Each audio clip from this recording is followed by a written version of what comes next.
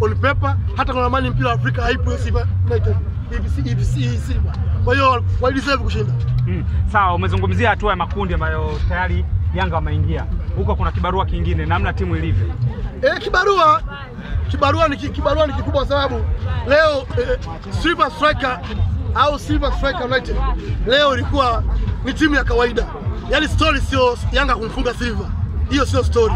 Kwa sababu Yanga ni timu kubwa kushinda Silver. Unaweza story ingekuwa labda Silver ungepata matokeo. Kwenda group stage ni michezo 6. Maana michezo mitatu ya Benjamin Mkapa, michezo mitatu ya ugenini. Kwa kikubwa ni wao Yanga Afrika kutumia uwanja wa nyumbani kupata matokeo alama 9 kwanza. Alafu away wakatafute matokeo mengine, draw au mechi moja ya kushinda. Ndio ambako sisi tunafanikiwa hivyo. Kwenye hizo pointi unazozungumzia ambazo wanatakiwa wazipate nyumbani na hizo za ugenini, kwa Yanga hii unavyoitazama sasa, Yanga ya msimu huu na ya misimu miwili iliyopita, bado kuna kazi kubwa ya kufanya. Ndio maana hata malengo ya Yanga Afrika ilikuwa ni group stage.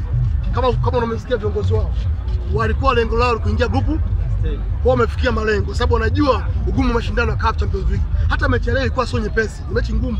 Wale jamaa wangepata bao moja, video vingetanda. Bao hili video vingetanda kwa sababu walikuwa Yanga naondoka kwa goli la nini? La ugenini. Unaelewa? Kwa hiyo sure it is not easy. Kwa hiyo Yanga Afrika ili wafanikiwe mbali, sio mchezo huu leo. Wanatakiwa badilike kiuchezaji, kimfumo, manake type of play, lakini tactical approach ya mchezo wa nyumbani na ugenini. Yanga mpira huu angeocheza kule ugenini wala wakatoa draw au moja bila. Manake kazi leo ilikuwa sio kubwa sana kumalizia hapa kirahisi.